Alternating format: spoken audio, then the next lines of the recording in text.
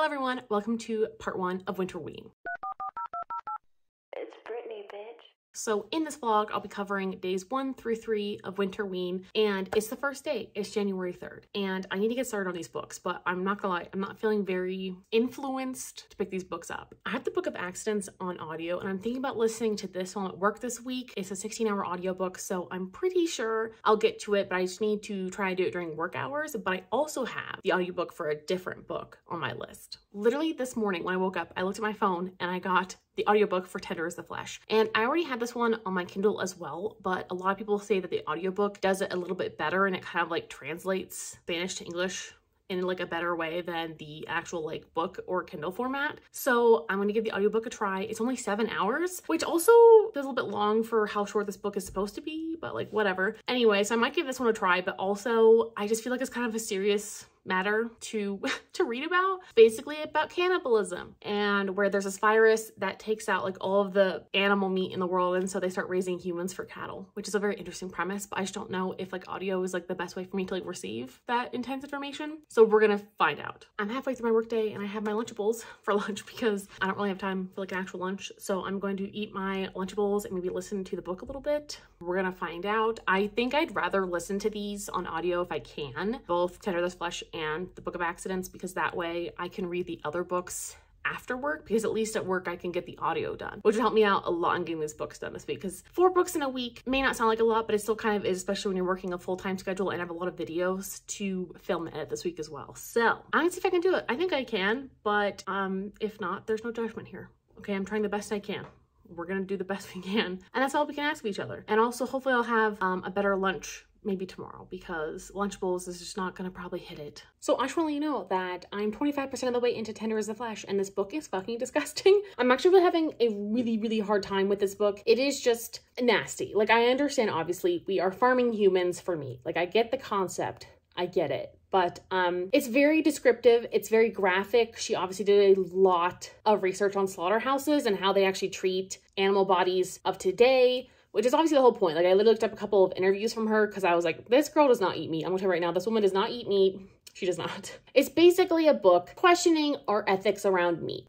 She was definitely inspired by the cultural relativity of meat and how, like, in India, for example, they don't eat beef because the cow is sacred. And, you know, I think it's just a really interesting concept, but reading about it is like really disgusting. And I'm having a really hard time reading it. I'm very upset. I'm very nauseous. I don't feel very good. I have a headache now. Like, I don't want to read about farming humans, especially when it got to like certain parts. Like, I've had a really hard time with it. Like, the pregnant ones are basically supposed to be like dairy cows, right? And they're milked for milk, like literally human milk. They have their arms and legs cut off so that they don't kill their fetuses by running into the bars. Yeah, I'm having a really hard time. It's like, it's really descriptive. It's really disgusting. I'm a little bit confused as to why we're following this guy who basically, like, he's like a supplier of heads. They're called heads, like human beings are called heads, like that's like their name. I'm having a hard time. And then they literally ate a baby. Also having a hard time with that. I know it's supposed to emulate veal, which is a baby cow, if you didn't know. Like, I understand the concept. And I think this whole point of the author writing this was just to like kind of express like her distaste for us eating meat and question our beliefs. I'm just,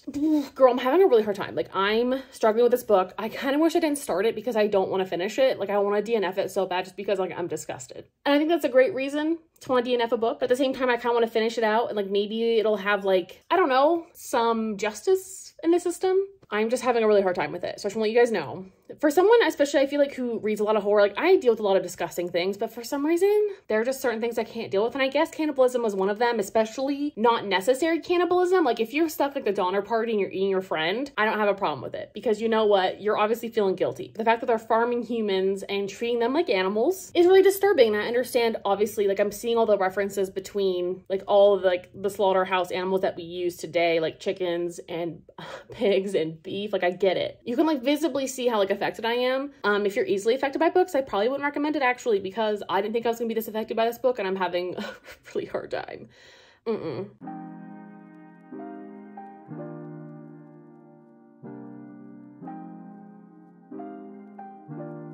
Welcome to day 3, and guess who skipped day 2? Me. I actually looked really nice yesterday. I completely forgot to film. Totally my bad. So sorry about that. I think especially with my work schedule, this has been a really difficult readathon because my work is just so busy, and it's kind of going to be busy for like another month or so, and then hopefully it'll like slow down. But until then, it's definitely been a little bit rough. And I was even smart this time and actually chose 3 books that are under 300 and something pages. And then the last book is one that is the biggest page count. Still struggling, and I have not yet finished a book even on day 3. So I feel a little bit like a failure, but that's okay. So let me give you a recap. I actually did not read Tender the Flesh at all yesterday, but I read a little bit of it today on audio. I think I'm still having a really hard time with it. It's just obviously the subject matter, I think, is just really difficult. And I think it's supposed to be that way on purpose. Totally understandable. But I'm now over 40% of the way in, so I'm making a little bit of headway. I plan to hopefully finish it tomorrow. And something else to add to this cannibalism is the fact that they let some of the humans live to be hunted down by hunters, because hunters need to hunt, and so they hunt down live humans. And so like when they're being bred, they're like literally tagged as like a really fast runner or something so that hunters can hunt. It's really fucked up. Anyway, the book's fucked up. That's cool. Let's move on to something else that doesn't make my stomach as upset. I started the Book of Accidents on audio. Also on day 1, I'm 4% of the way in. Yeah, it's also, I've had a lot of meetings, so just, you gotta stick with me here. I promise I'm gonna try my best to finish these books, especially because this one has to be returned on Saturday, which is in like 4 days from now. So I have to finish this book in like 4 days. But with my work schedule, and especially one of the days like today, where I have like a shit ton of meetings and I really can't get any like work done, it's difficult. So I also can't listen to a fucking audiobook when I'm leading a meeting, okay? 4% of the way into this one. This one started off with a bang. Really liked it. Basically, we're like following a dude who was like, he was in an electric chair because he killed like 4 little girls and the 5th one got away. He's like obsessed with the numbers. I'm not really sure what his whole story is or how he's gonna be like woven into this story. But then we pop to like the perspectives of a family that is going back to like a childhood home. But I did pick up a Dowry of Blood, and in this book, I am 66% of the way into this book. And I read most of it last night, and I'm gonna read the rest of it tonight because this is my book that's for like in the dark. You don't have to do it, but I actually like to stick to my prompts. I really try my best. When it says to do an activity, I really do read it only in the dark. So I'll finish that tonight. Really enjoying it so far. I'm not really sure if I have any criticisms of it, so it could be the 5-star everyone's talking about. I've really been enjoying it though, so I have no complaints on that end. I think it's a really fun, fast read, and it's no wonder that a lot of people do like read it in one go because I think it's a really fun, entertaining read. I will let you know tomorrow when I finish it. I think I might just continue this vlog till tomorrow and then end this on day 4 and then start a new vlog. I have not yet touched Near the Bone. This is the only book I haven't yet touched. I usually read 1 book at a time, so it is a little surprising that I'm literally reading like 3 books at a time at the moment. Maybe I'll add a 4th one into that. Just kidding. I'm gonna try to wait till I finish it because this is also the last book that needs to be returned to the library via online or in person. So I'm gonna go with this one as my last one to finish out strong, but I really want to read it. I mean, it just sounds so interesting. So there's my day 3 update. We're gonna go make chicken marsala now for dinner. I'm very excited. It just sounds so good. So I'm gonna make myself a delicious dinner, try to remember to actually video the dinner. And then we're watching the last season, the 100 right now. I love the 100 or the 100, whatever you call it. I think a lot of people call it differently. I think it's supposed to be the 100. I like to call it the 100 because that's what I've called it pretty much the entire time I've ever like watched the show. Anyway, that show, if you know what I'm talking about, I'm watching the last season, which is season 7, which I have not yet seen because I've rewatched the rest of the seasons like 1,000 times, but I was waiting for this season so we could rewatch all the seasons and then we could watch the last one together. So we're watching the last season together and it's so good. Anyway, that's my plan for tonight, and I'm gonna finish Dowry of Blood. It's gonna happen.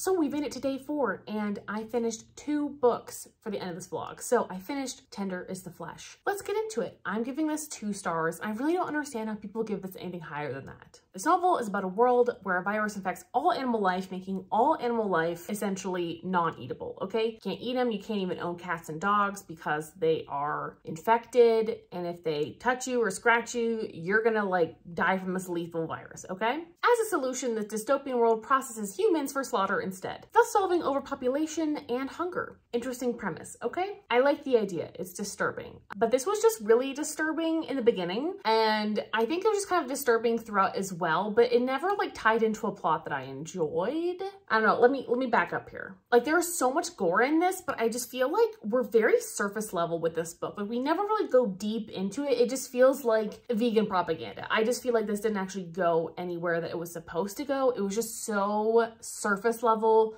we didn't actually get to like fully discuss so many of these issues or so many things that were brought up in this like dystopia. Also, as a warning, there was also some really heavy animal abuse in here, and I did not know that. If you don't like that, I wouldn't recommend it because it was just blatant. And again, it was one of those scenes that I just felt like didn't serve the plot in any way, even though the plot was so loose anyway. But regardless, this did not do anything for me in terms of the book. It didn't give me anything in terms of the world really, other than one of the puppies like scratched the kid and they're like, oh, I'm gonna die. Like that was the only relevant part of that. So skip that part. This was just another scene that I thought was definitely just for shock value. I feel like a lot of this was for shock value and didn't actually add anything to the book. And we didn't really get to discuss these topics in like a deeper detail or discuss the politics of this world, which is what I really wanted to do. I really love political thrillers or horrors, dystopias. Like I love political books because I want to know more about the society and the world. And then you can like unveil the curtain of like hypocrisy. Like I love that shit. And this book did not do that at all. It's literally just gore. So if you like gore, sure.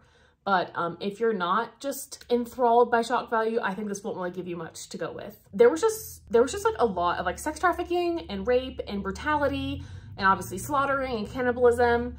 I mean, there was a scene where they literally were like celebrating their birthday and so they were eating a fucking baby. I just don't really understand how we get to that point. And if it is how we get to that point, then show me.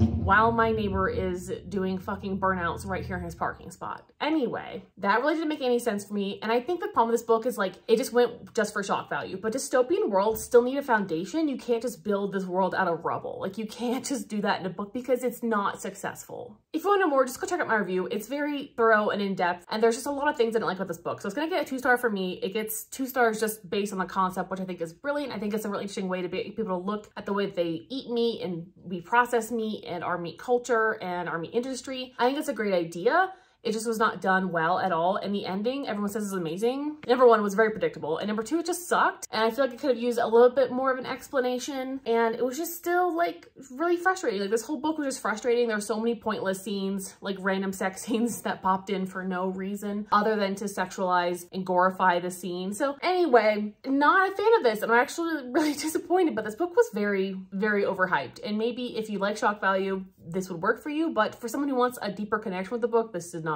do anything. Now for A Dowry Blood, which I also finished. I also did not love this book. It's all right. I'm kind of debating what to rate it, but I think I'm gonna give it like a 3.5 and then round it up. I really enjoyed Dowry Blood in a lot of ways, but for how short of a book it was too, I feel like this is one of those books that really could have been fleshed out a bit more, and then I would have gotten more out of it because I just feel like for such a long, like we're following this main character through a long history of time, we're not really getting a whole lot of character development. Actually, I'm gonna say pretty much zero character development other than the fact that they, you know, become strong enough to overthrow their abuser. Like that's pretty much it. So in Dowry Blood, we are following our main character who is stuck in an abusive relationship with Dracula.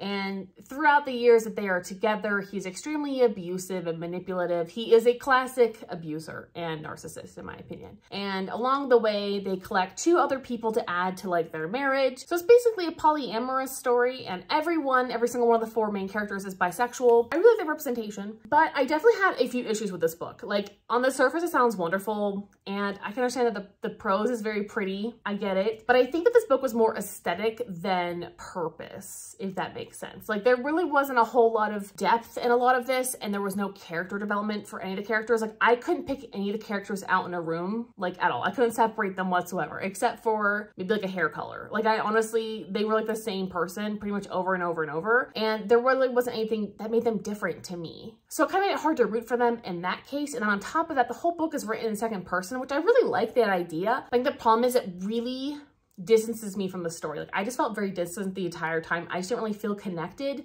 to the characters or outcome. Like I thought it was a really interesting story, and especially I really liked like the beginning. I feel like the burst, like 25%, I actually was really into it, and I was like, this is a 5-star. And then it's every single time we added a person into their relationship, it just kind of like ruined the effect of it for me, because I just also find it a little unrealistic that you've had 3 people against one and you haven't thought of a way to like overthrow this abuser in like years. I don't know, like how many years of your life are you willing to devote as an immortal being dealing with this piece of shit? I found that a tad unrealistic. And then my biggest gripe honestly was obviously everyone's having sex with everyone. Cool. The problem is they like refer to each other as like sister or whatever. That didn't work for me. That's disgusting. I'm so sorry. And it was like used by them during sexual time. So it wasn't like it was just Dracula saying, oh, like here's your like sister wife or whatever. It was like them during like sex saying like sister. That's disgusting. And then also our main character has sex with Alexei, who is like 19 years old, and they're like hundreds of years immortal beings, whatever. Okay, number one, that's gross. Number two, she always like looked at him as like a child. There was also a lot of like pedophilic feelings in here. There was a lot of that with like, they always like targeted like young, beautiful people, which like I understand, but like it made it sound like it was like really young and like just kind of gross. And I'm just not into that. And like that really threw me out of the story. Like especially during the sex scenes, I was thrown out of the story, like 100% thrown out. That's just me being picky. But overall, like I really enjoyed the overall story. I just felt it a little unrealistic. I didn't connect with any of the characters. I didn't connect with the story. And my biggest gripe was definitely like the sister in the sex scenes and like having sex with someone who you thought was like a child to you. Not okay. I'm not okay with that. So it's gonna get like a 3.5 out of me. And I'll round up to a 4 to be polite, but again, another overhyped book. So anyway, that concludes the end of part 1. This is basically like days 1 through 4, and then I'll do like days like 4 through 7. I have 2 more books to read. I'll get to those eventually. I hope I can do it, but regardless, I'm ending this here. I need to edit all of it. We'll see when I get this video out to you. I'm so sorry if it's late, but I love you so much. Thank you so much for watching. I'll talk to you guys next time. Bye.